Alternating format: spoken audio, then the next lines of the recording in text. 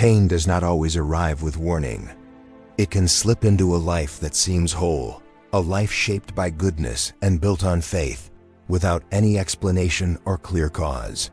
His story begins not in tragedy, but in faithfulness. A man honored for his character, admired for his devotion, surrounded by blessings he did not worship, but stewarded. And yet, his life is the very one chosen to be tested, not because he was weak, but precisely because he was strong. It is about enduring faith. This story will not give us every answer, but it will guide us toward deeper trust. It reminds us that we are not alone in our confusion, and that every cry, every doubt, every silent moment can be part of a greater story still unfolding. Job does not speak to those who have all the answers. He speaks to those who continue to hope even when none are given. The kind that stays when comfort disappears, the kind that listens when God is silent, the kind that refuses to turn away even when the path grows dark. Job's journey is not only about the pain he endured, but about the God he continued to seek in the midst of that pain. His story teaches that spiritual depth is not found in certainty, but in the willingness to remain present even in the unknown. In this, we are confronted with the truth that suffering is not reserved for the guilty, and that a good life does not ensure a painless one. Many have found themselves asking why hardship comes to those who walk in integrity, why darkness finds a place in hearts filled with light. This is not a modern dilemma, but one as ancient as the breath of humanity. The question of why the righteous suffer has echoed across centuries, through temples and deserts, through cities and quiet rooms, through the story of Job and into the stories we carry ourselves. In the pages of Scripture, Job's account stands not as a tale to entertain or a lesson with a tidy conclusion, but as a sacred invitation. The weight of Job's suffering is more than physical or emotional. It tears at the core of his understanding of the world, of justice, of God. The book of Job does not silence this question, nor does it condemn those who ask it. Instead, it opens a space wide enough for grief, confusion, even anger. Job does not hide his pain. He does not pretend to understand. He brings his lament forward, fully, without apology. And in doing so, he shows that even our questions can become offerings when brought to God with honesty. He is not punished for wickedness, nor is he warned of what is to come, and that is what makes his story so piercing. It removes the illusion of control and leaves behind the bare reality that faith is sometimes called to stand without comfort, and hope to breathe without answers. In this way, the story becomes more than ancient poetry, it becomes our reflection. Throughout history, countless believers have looked to the heavens and asked the same unspoken question: where is God in my suffering? This is not a story about easy faith. As we begin this journey through the life of Job, we are invited into more than understanding. We are invited into transformation. Before sorrow wrapped itself around Job's world, before grief found a seat at his table, he was known in his land as a man whose character stood like a mountain among the hills. In the region of Uz, where he lived, his name carried weight not because of power alone, but because of integrity. He was not merely rich in livestock or servants, nor just surrounded by sons and daughters who filled his home with joy. He was rich in righteousness. Scripture introduces him with words few are granted. Job was blameless and upright. This is the tension that lives at the heart of divine justice, the dissonance between a life well lived and the pain that still follows. He was a spiritual pillar in his community. People looked to him not only for provision, but for wisdom, for leadership, for moral clarity. His presence was one of peace, his words carried weight, and his reputation was untainted. When Job walked by, elders respected him, and those in need found safety in his justice. He was not blind to the struggles of the poor, nor deaf to the cries of the oppressed. He defended the fatherless and upheld the cause of the widow. Long before tragedy touched his own household, he had touched the pain of others with compassion and strength. The world he lived in, like ours, was broken. It was a place where the righteous could bleed and the wicked could prosper. He did not flaunt his integrity or rest in his good deeds. There was humility in his faith, an awareness that righteousness was not a crown he earned, but a path he chose daily. His reverence was relational, not ritualistic. He did not manipulate God through goodness, nor did he assume that his piety guaranteed protection. That is what makes his suffering so hard to reconcile. If ever a man seemed exempt from tragedy, it was Job. And yet, the storms came. And Job's life was a testimony that godliness is not an armor against all affliction. Suffering does not always trace its path from sin. Sometimes the blameless are wounded, not because they deserve it, but because the world is broken and the heavens are moving in ways unseen. Job's story shatters the simple cause and effect thinking that tempts us to judge or explain suffering away. It teaches that righteousness is not a contract for comfort, but a covenant of trust, even when the road becomes hard to walk. It is a path that sometimes leads through the fire rather than around it. He was not a man in need of correction, not one living in secret rebellion. He was good in the eyes of his people, pure in his relationship with God, and upright in his dealings. If suffering was the result of sin, Job would have been the exception. But instead, he becomes the proof that righteousness and suffering can walk together, not as enemies, but as companions in a mystery that stretches beyond human understanding. He feared God and turned away from evil. This was not the superficial reverence that parades in public, but lacks substance in private. Job's devotion was deep, consistent, and sincere. His life did not bend toward comfort, but toward consecration. He was a father who interceded on behalf of his children after their feasts, not because they had sinned outwardly, but because he thought they might have sinned in their hearts. Job understood that reverence was not just about actions, but about intention. In the quiet of the morning, while others slept or celebrated, he was on his knees offering burnt offerings, a silent prayer rising with the smoke that perhaps one of his children had strayed, even in thought. This was not fear-driven religion. It was love-driven vigilance, a faith that covered others with grace, even when no transgression was visible. In a time and culture where wealth was seen as a sign of divine favor, Job had both the blessing and the behavior. His flocks were vast, his servants many, his household large and prosperous. But these outward signs did not define him. They merely mirrored a deeper wealth, a soul aligned with heaven's values. His prosperity was not an idol. It was a stewardship. Job held his possessions with open hands and his faith with a firm grip. What makes his story so piercing is that his righteousness did not shield him from suffering. To paint Job merely as a man who lost everything would be to miss the depth of who he was before the loss. It is important to understand that Job's life before suffering was not one of self-righteousness. This forces us to confront a truth many resist, that bad things do not only happen to bad people. To look at Job before the collapse is to see the contrast that makes the rest of his story so powerful. Far beyond the hills of Uz, beyond what human eyes could perceive or earthly ears could hear, there unfolded a conversation that would forever alter the course of Job's life.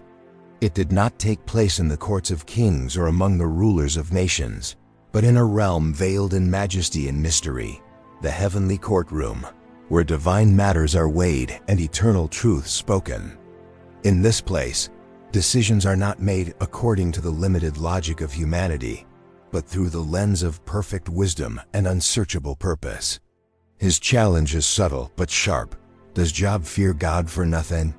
Is love for God only real when life is easy? Instead, he permits the test. Everything he has is in your power, only do not lay a hand on the man himself. This is not abandonment. It is permission within boundaries. It is divine sovereignty choosing to allow a test, not to destroy, but to reveal. And in that moment, we are confronted with a reality that many resist. Trials can be divinely allowed, not as punishment, but as a proving ground for faith. And while we may never hear the conversations that take place in the heavenly realm, we can rest in the knowledge that our lives are seen, our integrity matters, and our suffering is never wasted in the eyes of God. Can trust endure when everything else is taken away? Is righteousness authentic when it costs something? This cosmic dialogue is not an abstract theological debate. Some storms are not the result of failure, but of favor. Job was not being targeted because he was weak, but because he was strong. His life was chosen to demonstrate that true faith does not depend on prosperity. It thrives in adversity. It is in this context that Job's upcoming trials begin to take on a different shape. They are not merely afflictions to be endured, but revelations of a faith deeper than comfort. It is a question that touches every believer who has ever faced hardship. It is the battle between conditional loyalty and unwavering trust. Have you not put a hedge around him, around his household, and around all that he has? The accusation is not that Job is wicked, but that his goodness is transactional. The adversary suggests that Job's worship is not born of love, but of reward. It affirms that God is sovereign even over our suffering, and that nothing touches a believer without passing through his permission. But it also reveals that the stakes of faith are often higher than we imagine. Our choices, our endurance, our trust, they echo in places far beyond this world. There is more happening in the silence than we know, more at stake in our response to trials than we can see. Remove the blessings, and the faith will wither. Take away the comfort, and the devotion will turn to cursing. It is here, in this sacred space, that the drama of Job's trial was initiated. What emerges in this scene is both unsettling and illuminating. The sons of God, celestial beings, present themselves before the Almighty, and among them stands one whose presence is marked not by reverence, but by accusation. Satan, the adversary, appears not in rebellion but with permission, not with thunder, but with calculated inquiry. He is not cast down here. He is allowed to speak, to roam, to observe, and most importantly, to question the integrity of one man, Job. The words spoken in that moment echo with weight. God himself presents Job, not as a man in need of judgment, but as an example of faithfulness. There is no condemnation in his voice, only confidence. Have you considered my servant Job? There is none like him on the earth, a blameless and upright man who fears God and shuns evil. These are not just words of admiration. They are a divine declaration, a testimony to Job's character spoken in the highest court of all. But Satan is not impressed. He does not deny Job's righteousness, but he questions its motivation. Here lies the tension of the heavenly courtroom. The challenge is not merely about Job. It is about the nature of faith itself. God's response is not defensive. He does not explain Job's motives. He does not protect his servant with words alone. What happens in the heavenly courtroom reveals that not all suffering is punishment, and not all pain is pointless. Some battles begin in unseen places. For the listener, this divine dialogue invites both awe and unease. This chapter reminds us that not every hardship can be explained in human terms. Sometimes the pain is rooted in a purpose far greater than our understanding. There are moments that divide a life into before and after, not gently or gradually, but with the sudden violence of a thunderclap that leaves everything changed. For Job, that moment arrived not as a slow decline, but as a cascade of devastation that fell like a series of hammer blows, one after another, each one heavier than the last. It did not begin with warning signs or hints of trouble. It came in the full strength of daylight, while life was still whole, while his children were still laughing, while his servants were still tending the herds, while his name still carried its honor among men. Not the faith that celebrates in abundance, but the one that clings when there's nothing left to hold. Job's collapse was not only physical, it was spiritual, emotional, relational. His wealth, his legacy, his family, all stripped away in a single day. Do you still hold fast to your integrity? Curse God and die. Her words were not malicious but born of despair. It is the kind of pain that brings silence, not solutions. And yet, within that silence, something still breathes. But the true devastation was not just in what was taken, it was in what was left behind. the echo of laughter now silenced. The spaces where children once lived now empty, the touch of pain in every breath. A faint whisper that grief, too, is known by God, that suffering does not render faith meaningless, that even in the ash heap, worship can rise. She had lost her children too. She had watched her husband's dignity collapse alongside their future. Her cry was not a challenge, but a surrender. And yet, in that barren space where once there was fullness, something holy remained. Not because he understood, not because he was numb, but because something within him, something rooted in years of unseen devotion, still held. Not understanding, not peace, but worship. The kind that costs everything. It started with a messenger, dust on his feet, urgency in his breath, announcing the first loss. The Sabaeans had attacked, the oxen and donkeys taken, the servants killed. Satan returned to the heavenly court, and again God spoke of Job's integrity. The adversary, unyielding, proposed a deeper wound. Skin for skin, he said. A man will give all he has for his own life. He answered not with theological explanations or hollow declarations of strength, but with a quiet resolve. Shall we accept good from God and not trouble? This was not a denial of pain. It was an acknowledgement of sovereignty, even when that sovereignty felt unbearable. Stretch out your hand now and strike his flesh and bones, and he will surely curse you to your face. And again, permission was granted, within limits. Do what you will, but spare his life. While that grief was still forming, another arrived with worse news. Pain not just constant, but consuming. Not only did he grieve the loss of his children and livelihood, now he was afflicted in his own body, inescapably.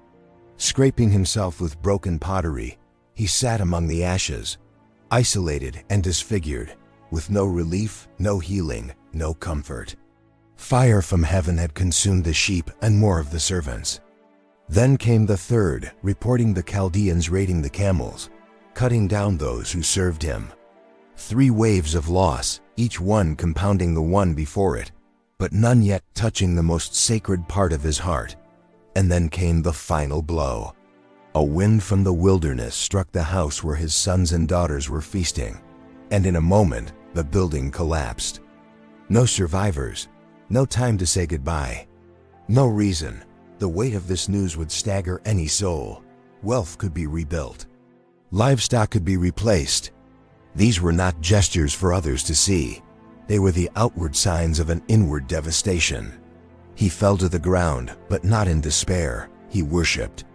In that unspeakable moment of loss, with ashes in his mouth and silence in his soul, he uttered words that would echo through history.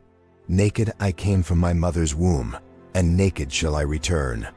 The Lord gave, and the Lord has taken away. Blessed be the name of the Lord. But the loss of children, flesh of his flesh, joy of his life, pierced deeper than words could reach. Job rose, tore his robe, and shaved his head not as a sign of defeat, but of mourning, of sacred lament. There is a kind of faith that only suffering reveals. But the testing was not over.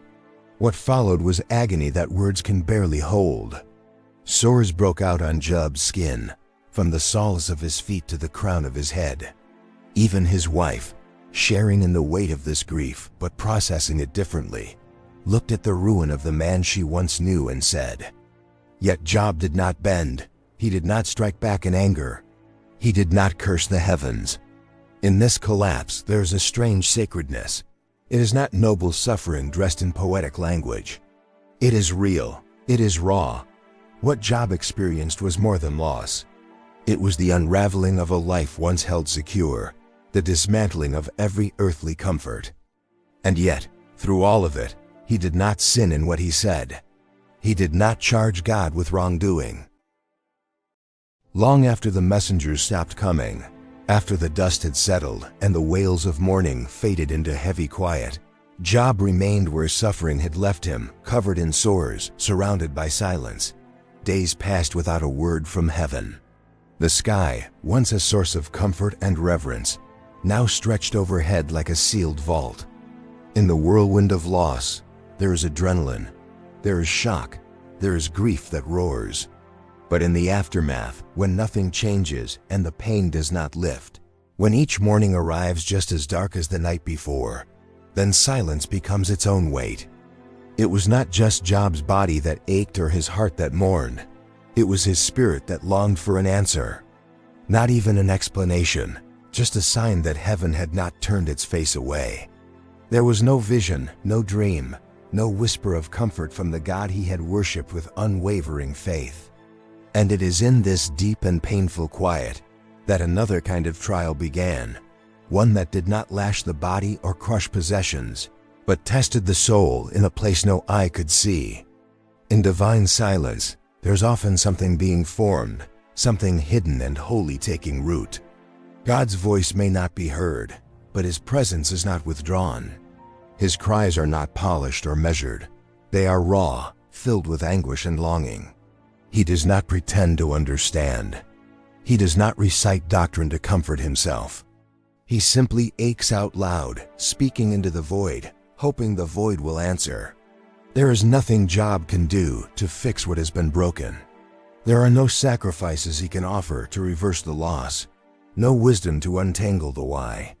What he is left with is this sacred silence, and within it, a question: will you still trust me when I do not speak? And though the answer does not come immediately, the speaking itself is an act of faith. Because prayer does not always begin in confidence. Sometimes it begins in desperation. Some of the most enduring growth takes place in the quiet, when everything inside wants to give up, but something deeper whispers stay. This is where patience becomes more than waiting, it becomes worship. It is where belief is no longer about receiving, but about remaining. Sometimes just the act of lifting one's voice into the silence is the boldest declaration of belief. He watches, he waits, he listens not because he is distant. He listens for a voice that does not come. He watches for a sign that does not appear, but he does not curse. He does not abandon his reverence. He holds his ground, not because it feels good, but because it is the only ground worth standing on. But because something deeper is being shaped in the soul that can only emerge in silence.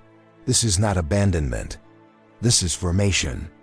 It is not always the storm that breaks a person, but the stillness that follows. He had lived his life speaking to God, honoring him, offering sacrifices, praying for his children. And now, when every other voice had gone quiet, the only one he longed to hear remained still. For anyone who has ever cried out and heard nothing in return, who has looked for divine reassurance and found only the echo of their own anguish, Job's silence is familiar. And yet he did not walk away. He did not declare himself forsaken. He stayed, holding on to something he could no longer see or feel. It is in this kind of silence that faith becomes something more than belief. It becomes endurance. Not the loud, triumphant endurance that moves mountains, but the quiet kind that survives the weight of waiting. It is the space where faith is no longer about what is felt, but about what is chosen. There is no record in these moments of Job receiving comfort from a friend or a word from a prophet. His condition worsened. His questions deepened. What makes this silence so profound is that it is not marked by absence alone. It is not emptiness for its own sake. In the waiting, Job begins to speak. Not to friends, not yet in response to their counsel, but out of the stillness itself. The waiting becomes a kind of altar, a place where pain and hope meet.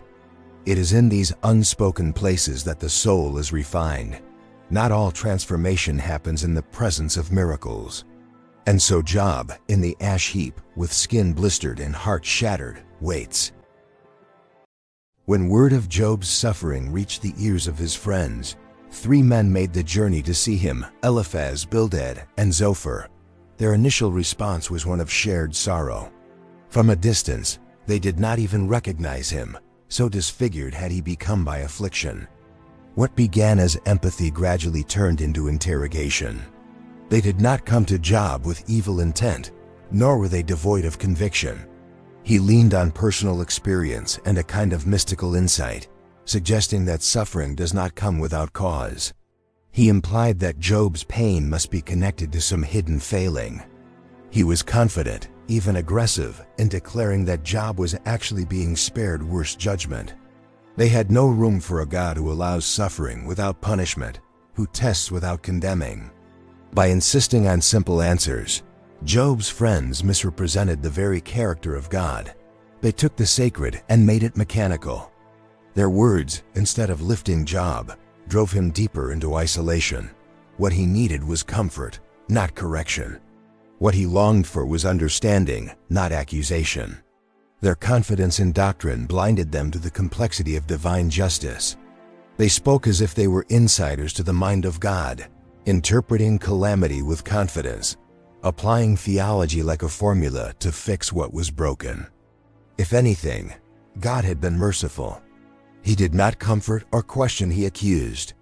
And in doing so, he made God smaller, predictable, manageable. In all their speeches, these men were not defending Job, they were defending their own worldview. Theology without compassion becomes cruelty.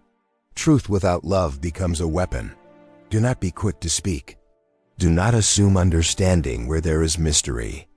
And above all, do not speak for God unless your words are rooted in humility, mercy, and love. In moments of great pain, it is often better to say nothing than to say something that harms. There is danger in assuming we know why someone suffers, in filling the silence with explanations instead of empathy. When we rush to interpret pain, we often miss the sacredness of presence. Job's friends started well by sitting in silence, but they faltered when they tried to fill the quiet with answers rather than grace. They needed Job's suffering to make sense, because if it did not, then their own security might be an illusion. He cloaked his suspicion in concern, but the message was clear: the innocent do not perish. To Eliphaz, Job's calamity was not a mystery to be mourned, but a problem to be solved.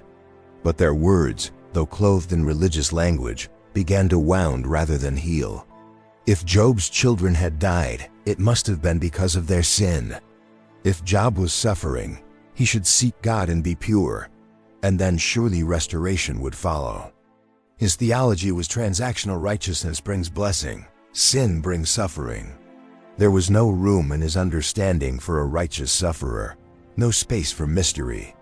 They searched for reasons, for order, for a theology that would restore control to a situation that had shattered it. They tore their robes, sprinkled dust on their heads, and sat with him on the ground for 7 days and 7 nights. Not a single word passed between them in that silence, for they saw his grief was very great.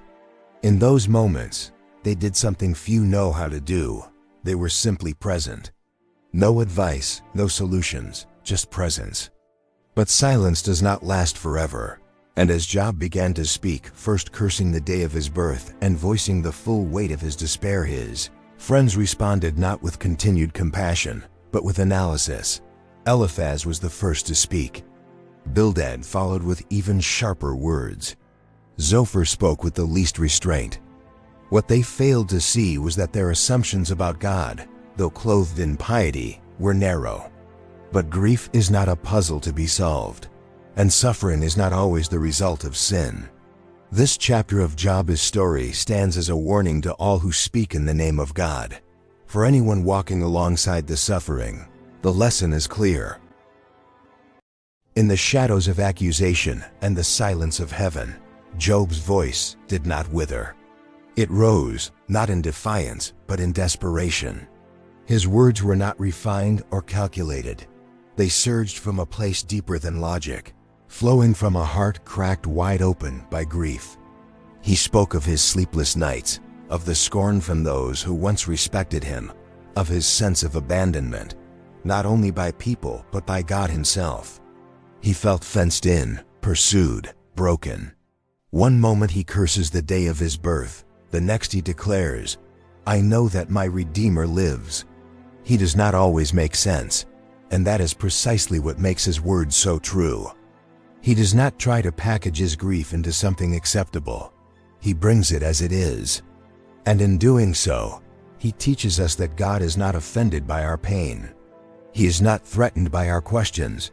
He is not distant from our confusion. And yet, even in his darkest words, There is a trace of something greater, a refusal to let go of the one he cannot understand. He wanted answers, yes, but more than that, he wanted to be heard. Job offers more than comfort, he offers permission. He gives voice to the silence we often try to fill with hollow reassurances. It does not resolve the mystery. It does not explain the suffering, but it keeps the conversation open. And sometimes that is enough. To keep speaking, to keep reaching, to keep believing that somewhere in the mystery, God is still listening. He teaches us that God is not waiting for us to clean up our emotions before coming to Him. He welcomes the whole heart, the trembling voice, the tear-stained questions. And He believed that even in the deafening silence, His cries still reached the ears of the Almighty. This faith, wounded, bleeding, but unbroken, is perhaps more powerful than any untested praise. It is not the absence of doubt that proves trust, but the persistence of prayer, even when the heavens are quiet. Job did not sin in what he said, not because his words were tame, but because they were real. He honored God by bringing his full self into the light, even the parts filled with anger and sorrow. This was not a man rehearsing doctrine or preserving dignity. This was a man unfiltered before his Creator, pouring out the full measure of his sorrow and confusion, holding nothing back. His speeches stretch across chapters, not because he needed to persuade others, but because the weight of his anguish demanded space to be expressed. Job did not deny God. He cried to Him. He did not walk away in bitterness. He stayed in the conversation, though that conversation was now filled with pain. He spoke of his suffering, not with resignation but with protest, asking questions that most would never dare to voice. Why was I born? Why does life continue when it only brings pain? Why do the wicked seem to flourish while the innocent suffer? These were not accusations hurled from a distance. They were the cries of one who still believed God was listening, even if He was not responding. His lament was brutal in its honesty. This sacred act of lament is often misunderstood. Some see questioning as weakness or expressing doubt as a sign of spiritual failure. But Job shows that the very act of crying out to God is an act of faith. To speak into the silence, to voice the anguish of unanswered prayers, to argue one's innocence while still addressing the Almighty, all of this reveals a relationship still alive, even in agony. Lament does not sever the bond with God. It proves the bond still matters. Within Job's speeches are moments that shift between despair and defiance, mourning and marvel. What Job models is a form of spiritual integrity that does not require understanding as a condition for worship. For those who have ever found themselves shouting into the void, weeping alone in the dark, questioning what they once believed was unshakable, Job's outcry becomes a sacred bridge between pain and presence. When the whirlwind came, it did not arrive as comfort or with soft words of reassurance. It did not wrap Job's sorrow in a soothing explanation or untangle the knot of mystery with step-by-step logic. It came in power, in majesty, in the roaring voice of creation itself. Job had poured out his soul, questioned, wept, wrestled. And now God was not ignoring those cries, but addressing them with a revelation far deeper than the why he had pleaded for. And when he finally spoke, it was not to scold, but to reveal. And in doing so, he shows that the foundation of peace is not in knowing every reason, but in knowing the one who reigns over all. Job had demanded a courtroom.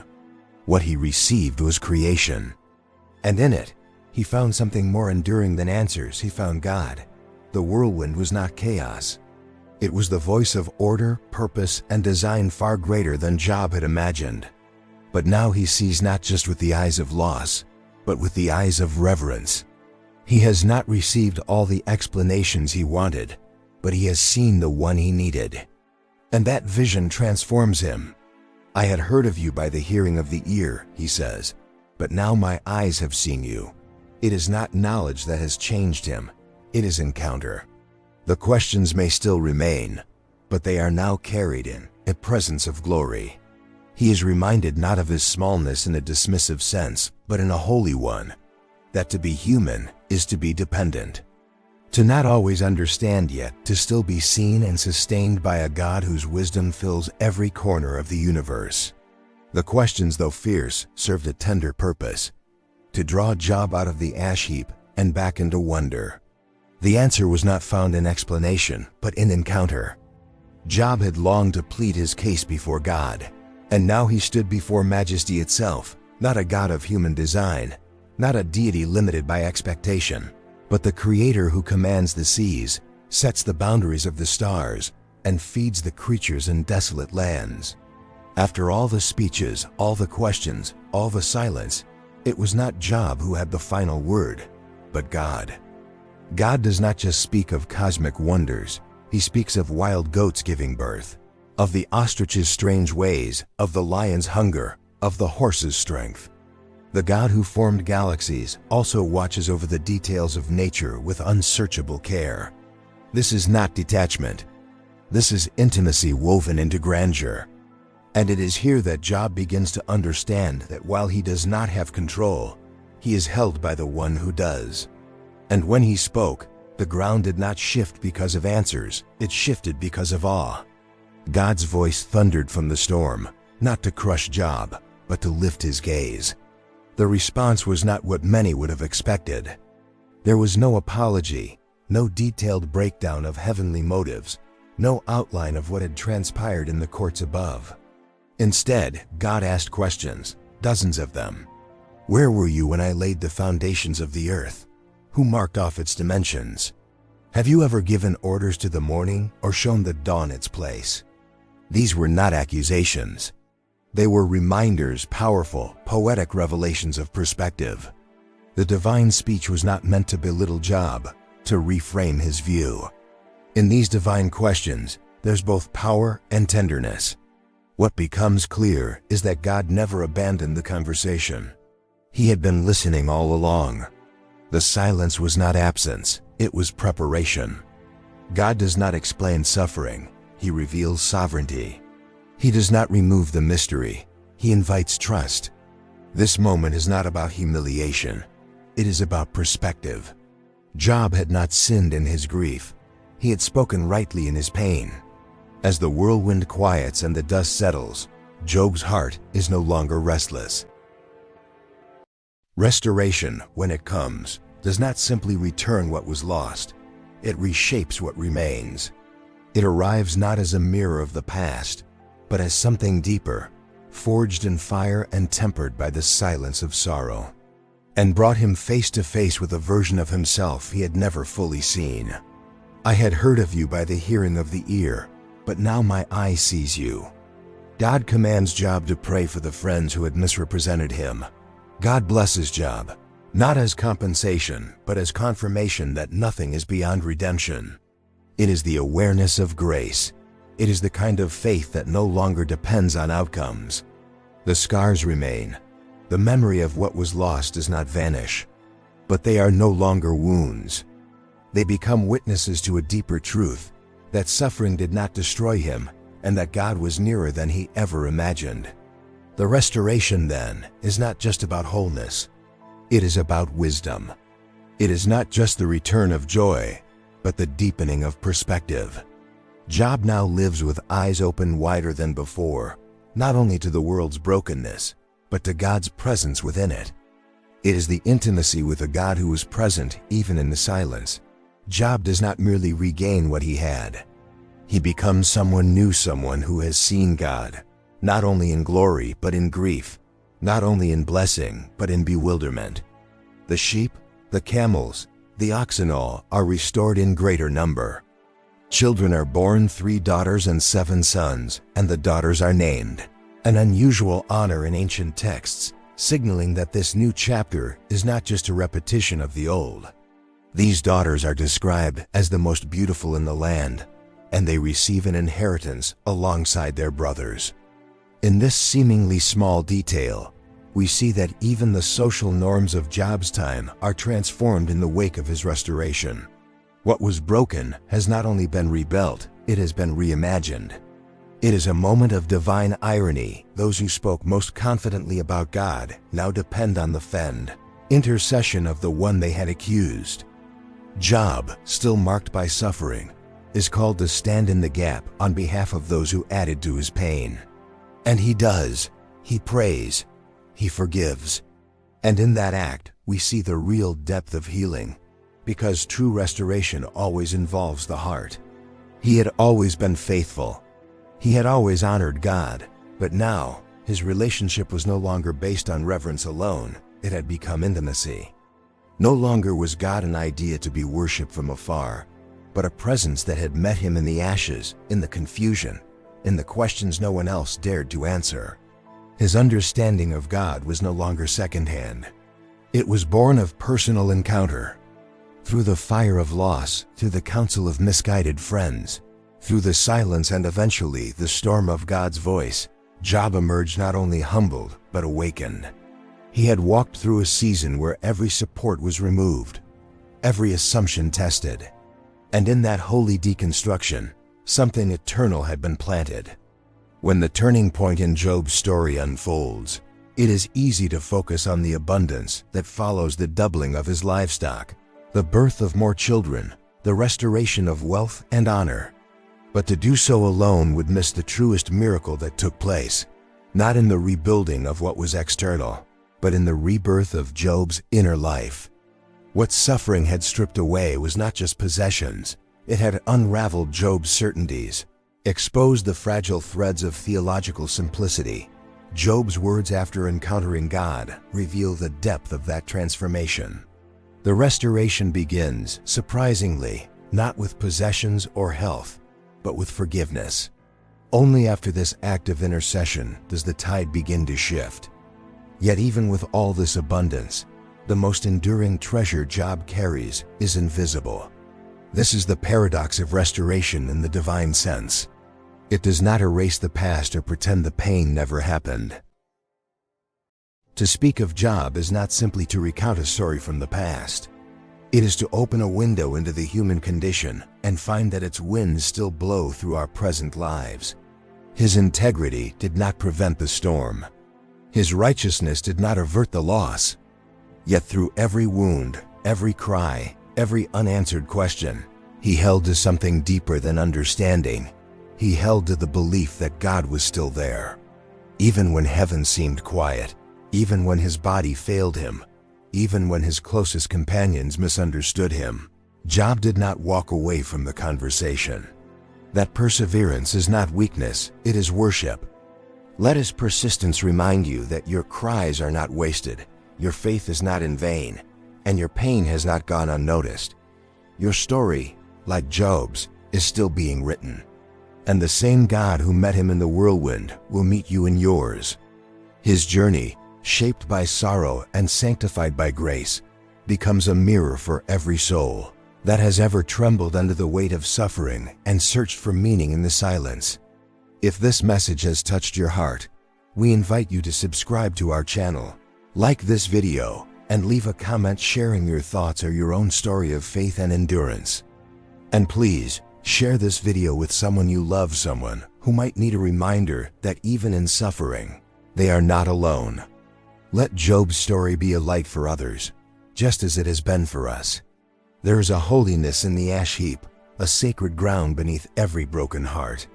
For when God finally spoke, he did not rebuke Job for asking, but revealed himself in power and tenderness. He reminded Job and us that while we may never grasp the fullness of his ways, we can trust the fullness of his wisdom. Lament, rather than being an offense to faith, becomes one of its most honest expressions. Crying out is not rebellion, it is relationship. The raw, honest cries of a wounded heart are not rejected by God, they are received. They are heard.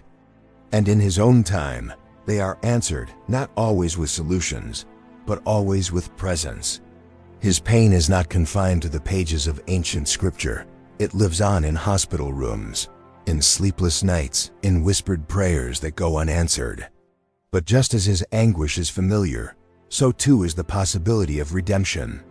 In Job, we see that faith is not a shield against pain, but a path through it. Job teaches us that suffering does not have to make sense to be sacred. His story reminds us that our deepest questions do not disqualify us from grace. On the contrary, they often draw us closer to the heart of God. But perhaps the most enduring truth of Job's life is this: restoration is possible, not always in the ways we expect, not always in the time we desire. Yet it comes, and when it does, it brings with it more than what was lost. It brings clarity. It brings intimacy with the one who was present all along. The God who allowed the testing did not abandon the tested. He was shaping, refining, preparing. And in the end, Job's story was not one of tragedy but of triumph, not because the pain was erased, but because it was redeemed. For those walking through darkness now, let Job be a companion. Let his words echo into your own silent spaces.